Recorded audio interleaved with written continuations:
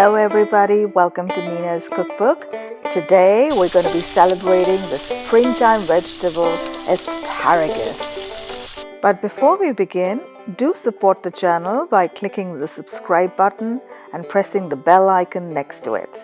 To me, the asparagus is like this leggy model with an over-the-top hairdo, like a bouffant that only models can carry off so easily.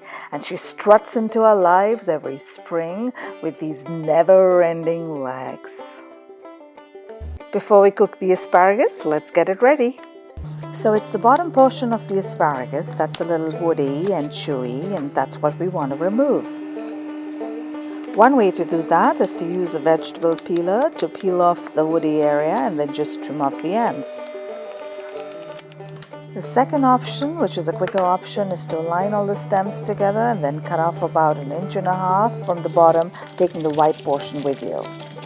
And even then, if you have some woody portions left, you can just bend the bottom portion and it'll break automatically where the woody part ends and the fresh juicy asparagus begins.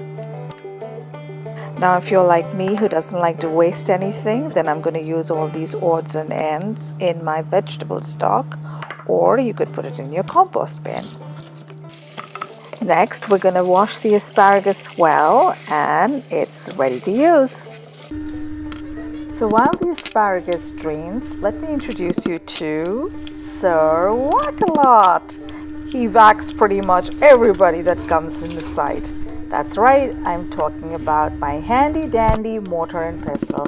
And we're going to use him to whack up about 3 cloves of garlic. Next we're going to take a pan and heat it up on real high heat. And then we're going to just add a drizzle of oil. Then comes the crushed garlic, and right after that we layer up the asparagus on the pan. Next I'm going to sprinkle it with some salt to taste.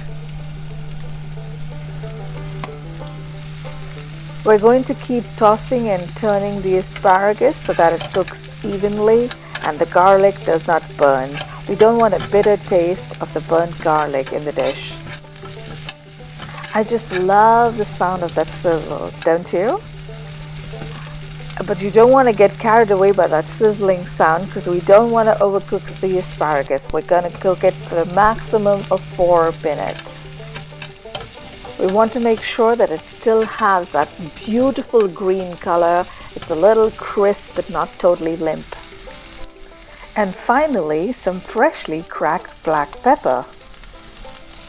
Now if you'd like, and if you have on hand, freshly grated Parmesan cheese would be really nice on top of it. I didn't grow up eating the asparagus in India, but now this delicious vegetable is an integral part of my home menu, and I hope it becomes a part of yours too. Till next time, happy cooking and goodbye.